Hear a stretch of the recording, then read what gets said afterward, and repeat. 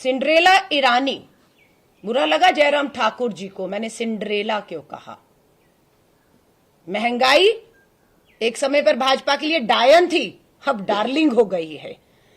क्या कहती है स्मृति ईरानी जी, महिला बाल विकास मंत्री है, महिलाओं की चिंता के बारे में। हिमाचल प्रदेश में उज्ज्वला योजना से 1,36,000, क्या इनका दावा है, 1,36,000 बहनें को उज्ज्वला योजना में गैस मिल रही है।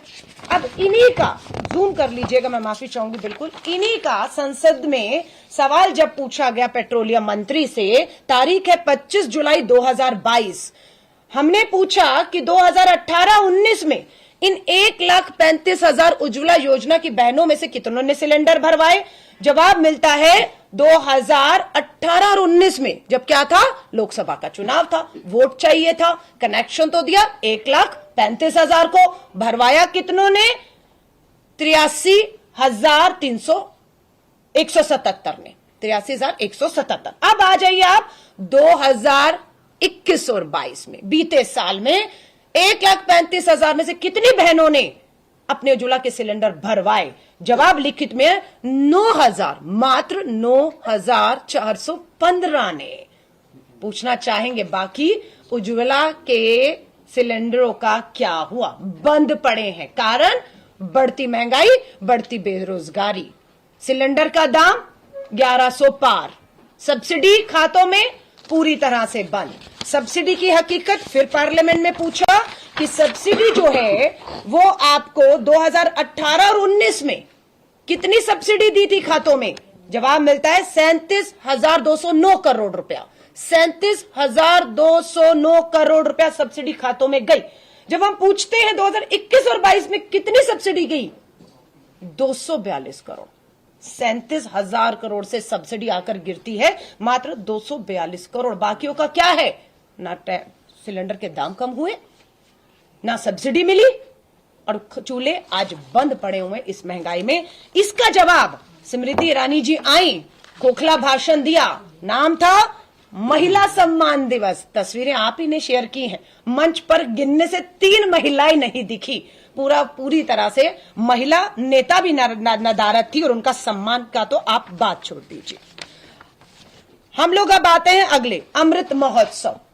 मंडी में जैसे ही आई, यहां पे सुबह आदत है 5 बजे उठकर घूमने गई, पूरा यहां का इलाका घूमा मैंने, और वहां पर पता लगता है पूरे भाजपा के एक रंग के झंडों से मंडी पटा पड़ा है।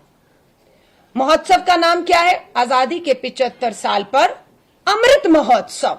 तिरंगा नदारत है, वरना उम्मीद की जा रही थी जब सरकारी खजाने की लूट हो रही है अमृत महोत्सव के नाम पर, अगर ये असली में अमृत महोत्सव है, 75 साल आजादी के हैं, तो आजादी के शहीदों के, स्वतंत्रता सेनानियों की शहीदों की तस्वीरों से ये पटा होना चाहिए था मंडी, तिरंगों से पटा होना चाहिए था मंडी, लेकिन नाम तो है आजादी के 75 साल में अमृत महोत्सव। सरकार खजाने की लूट और भाजपा के एक रंग के झंडे से मंडी पटा पड़ा है।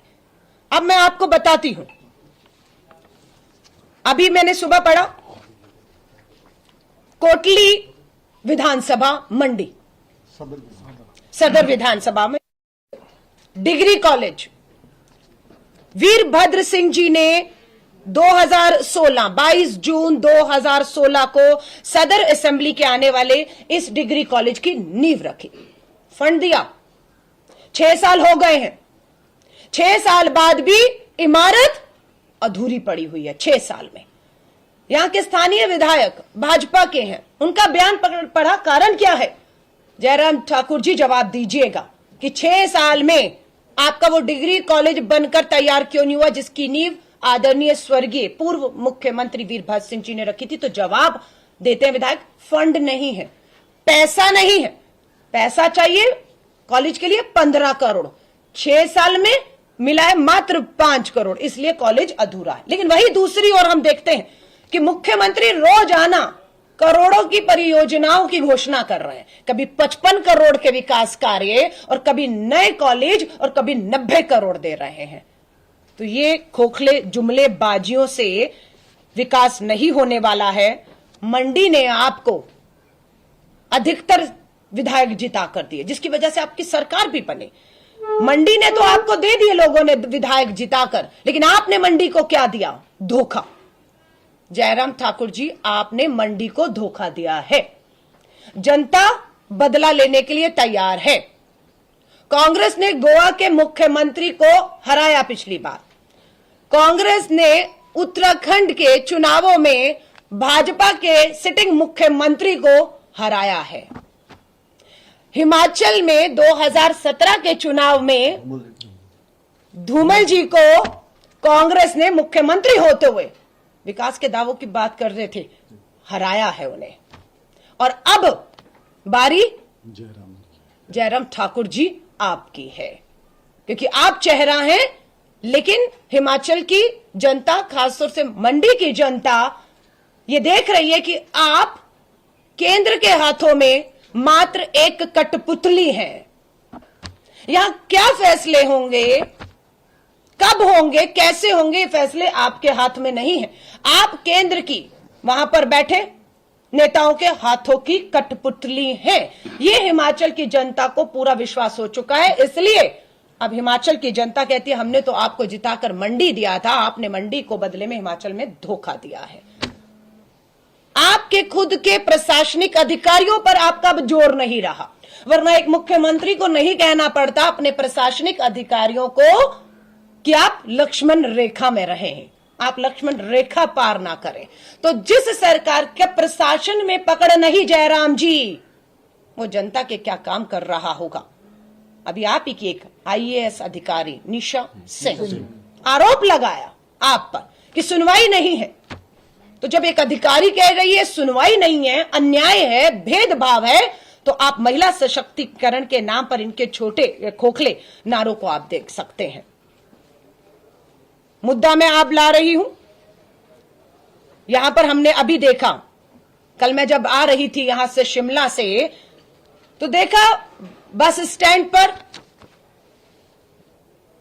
लोग भारी संख्या में इंतजार कर रहे हैं। पूछा मैंने, आज तो रविवार है, छुट्टी का दिन है, ये कौन लोग हैं जो सड़कों पर इंतजार कर रहे हैं बसों का। पता लगता है कि हिमाचल प्रदेश में रविवार कल जो बीता, उसमें कर्मचारी चयन आयोग की तरफ से लिपिक परीक्षा थी। परीक्षार्थियों को जाना था परीक्षा भवन तक। सरकारी बसों का इंतजार करते करते घंटों बीत गए। कुछ ने पैदल चलना शुरू किया, कुछ ने लिफ्ट मांगनी शुरू की, कुछ ने ऑटो किया, किसी तरह भी समय पर परीक्षा स्थल पहुंचने में हुआ। लेकिन जब कारण पता किया कि क्यों यहां के परीक्षार्थियों को इतना पहुंचने तक, परीक्षा स्थल तक संघर्ष करना पड़ा, तो जवाब मिलता है कि सारी सरकारी बसें सरकाघाट करसोग के लिए, मुख्यमंत्री जी की रैलियों के लिए, वहां के कार्यकर्ताओं के भाजपा को भरने के लिए चली गई हैं। और आपके लिए क्या छूटा? आपके लिए वो निजी बसें छूटी हैं जो अभी भी खबर आई है कि यहां पर जो आपका सुंदरनगर मंडी रूट पर निजी बसें नियम कानूनों को तोड़कर, लाइसेंस है या नहीं मालूम नहीं है, मोटा भ्रष्टाचार उगाई है। और एक बच्चे की, जो एक छात्र की जो है वो भी अस्पताल में है, उसकी जो है जिंदगी और मौत के बीच में है, क्योंकि निजी बसों का जाल जी जंजाल बना हुआ है और सरकारी बसें राजनीतिक इस्तेमाल के लिए, भाजपा पार्टी के लिए इस तरह से जो है उसका इस्तेमाल कर रही है।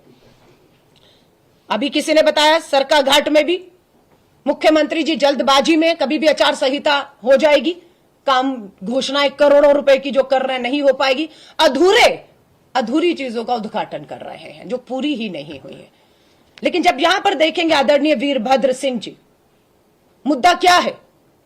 मुद्दा बेरोजगारी, मुद्दा महंगाई है, मुद्दा बढ़ता भाजपा के शासनकाल में भ्रष्टाचार है।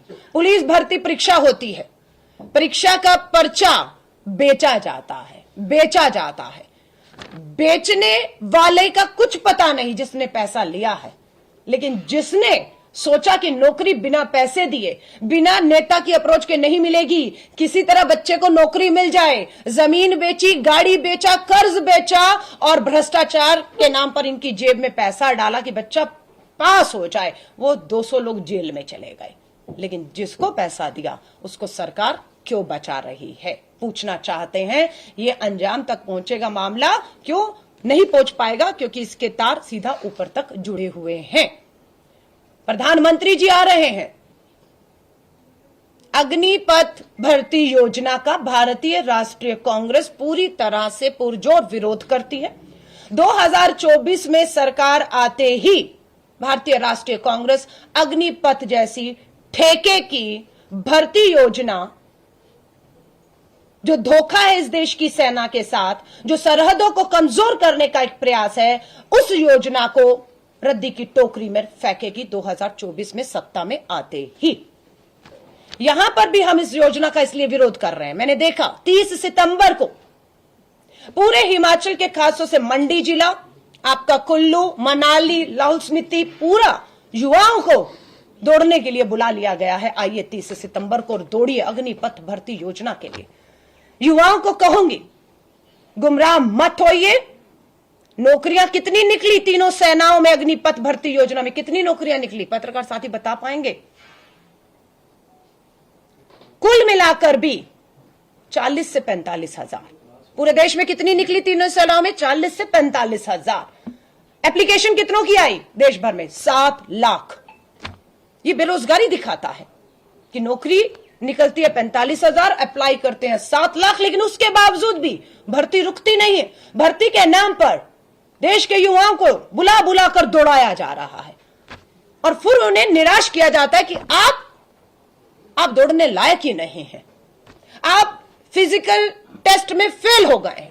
वो युवा बेरोजगारी का शिकार, हताश, निराश, एक उम्मीद लेकर आया और आपने उसको कह दिया फिजिकल टेस्ट में फेल दौड़ने के बाद, और वो घर जा रहा है। जबकि सच्चाई ये है कि आपने भर्तियां निकाली है 45 हजार, एप्लीकेशन आई है 7 लाख, लेकिन चुनावी राज्य है, रोजगार के नाम पर ठगी चल रही है।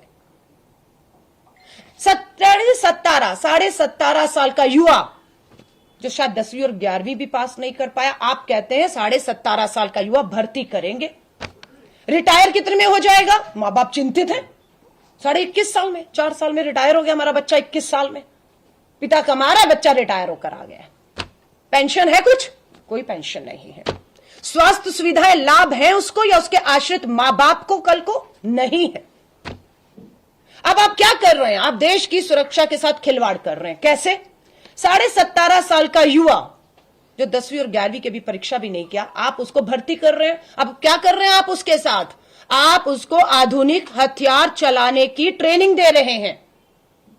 आप उन्हें हथियारों के लाइसेंस दे रहे हैं। आप उन्हें सरहद पर भेजकर सरहद की खुफिया जानकारियां दे रहे हैं। और उसके बाद क्या कर रहे हैं आप उन्हें रिटायर कर रहे हैं। कोई भविष्य नहीं है। मध्य प्रदेश से भाजपा के नेता कैलाश विजयवर्गीय कहते हैं कि जो 4 साल के बाद 21 साढ़े 21 साल का युवा रिटायर होगा, उसको हम भाजपा के नोटबंदी के बाद देश भर में जो काला धन था वो सफेद तो हुआ नहीं, लेकिन जमीनों पे लग गया। 500 मुख्यालय भाजपा ने पूरे देश में खोल दिए। उसके बाहर अग्निवीरों को चौकीदार की नौकरी मिलेगी। इसलिए हम विरोध कर रहे हैं। ये वो धरती है, हिमाचल की वीरों की धरती, जहां पर दिल मांगे मोर कहने वाले अभी शहीद कैप्टन विक्रम बत्रा जी को एक आदर्श मानते हैं।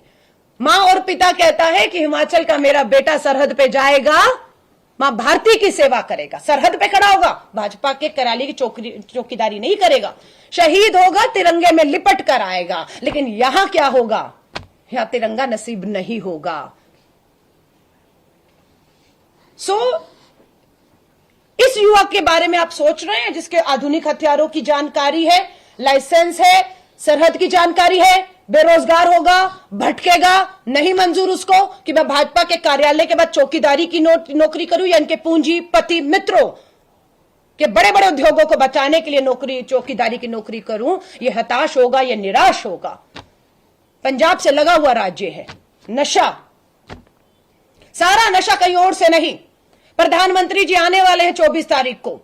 सवाल करिएगा कि यह सच है या नहीं कि यह सारा नशा जिसने पूरे हिमाचल के, पंजाब के, हिमाचल, हरियाणा के युवाओं को जाल में लिया, वो सारा कहां से आ रहा है? गुजरात के भुज के मुद्रा पोर्ट से, जिसका मालिक अडानी है, उसके पोर्ट से करोड़ों करोड़ों रुपए का नशा पकड़ा जा रहा है। अब वो नशे के जाल में, शिकंजे में हिमाचल उसके युवा भी आ रहे हैं। ये भटका हुआ युवा पंजाब में क्या है, गैंगस्टर, किसी गैंगस्टर को ज्वाइन करेगा, ये हमारी चिंता है, मां बाप की चिंता है। आधुनिक हथियार की ट्रेनिंग है, लाइसेंस है, जानकारियां हैं, फ्रस्ट्रेशन है, बेरोजगार है, वो क्या होगा? वो इस्तेमाल हो सकता है नशे का, वो इस्तेमाल हो सकता है गैंगस्टर का, नक्सलवाद, आतंकवाद, ये सब लोग इन हमारे बच्चों का दुरुपयोग कर सकते हैं अगर आपने किया। हमारा मांग क्या है, हम क्या चाहते हैं? हम चाहते हैं कि पुरानी सेना भर्ती योजना को हम लागू करेंगे। वो सेना योजना क्या है? पक्की भर्ती। 2.5 लाख पद सेना में पक्की भर्ती के खाली थे, जिसको इन्होंने खत्म कर दिया। बोला पुरानी योजना खत्म, अब जो भी है बस यही ठेके की 4 साल की नौकरी है बस, जिसकी कोई भविष्य नहीं है। हम पुरान 2.5 लाख खाली पद सेना में भरेंगे। हम सेना के अंदर और भर्तियां करेंगे, अपनी सेनाओं को और ताकत और मजबूती देने के लिए हम यहां पक्की भर्तियां करेंगे। और हम सेना में जो आयु तय है, 4 साल नहीं, जो तय आयु है तब तक वो सेना की सेवा करेगा, और उसे सेना से रिटायर होने के बाद उसका जो मान है, जो सम्मान है, जो अधिकार है, वो भारतीय राष्ट्रीय कांग्रेस देगी। ये हमारा वायदा। इसलिए युवाओं को कहूंगी, पुरजोर तरीके से अपने साथ हो रहे इस धोखे का आप जो है विरोध करिए। और यहां पर बहुत से मुद्दे हैं, जितना कहूं कम है, लेकिन मैं फिर कहूंगी, मुझे कहा गया जो हमारे सेब के बागवानी कर रहे हैं, मुझे मालूम है हमारे दो की सरकार ने इस देश में पूरी लूट पूंजीपति मित्रों के साथ मनाई हुई है। पूरा सेब का व्यापारी सड़कों पर आंदोलित है। 60 रुपए किलो सेब हिमाचल से खरीदा जाने वाला राजधानी दिल्ली से आई हूं 500-600 रुपए किलो बिकता है। यहां वाले को क्या मिल रहा है? 60 रुपए किलो। बाजार को बर्बाद कर दिया। यहां 60 रुपए वाला दिल्ली और दूसरे शहरों में 500-600 किलो तक जा रहा है, और मोहर लगी हुई है पूंजीपति मित्र अडानी की। तो हमारी 10 गारंटियां हैं। इन 10 गारंटियों को लेकर हम पूरे हिमाचल में जा रहे हैं। यहां पर भी एक एक गारंटी पर विस्तार में प्रेस कॉन्फ्रेंस होगी। पत्रकार साथियों के माध्यम से हर सवाल का आप लोगों को हम लोग जवाब देंगे। और मैं आपसे, ये देखिए, प्रधानमंत्री जी का जन्म दिवस था, पूरे देश के युवाओं में सोशल मीडिया पे ट्रेंड था राष्ट्रीय बेरोजगारी दिवस। 8 चीता आए, लेकिन 8 साल में 16 करोड़ नौकरियों का वायदा था, वो नहीं आए हैं। गुड़िया हेल्पलाइन भी महिलाओं की सहायता करने में हेल्पलेस हो रही है। ये महिला सुरक्षा के, महिलाओं इसलिए मुद्दा उठाऊंगी। 8,409 शिकायतें हमारी बेटियों ने, परिवारों ने, 8,000 परिवार, 8,000 बेटियां हैं, शिकायत की है, सुनवाई यहां पर नहीं है। घर घर में नल तो आया।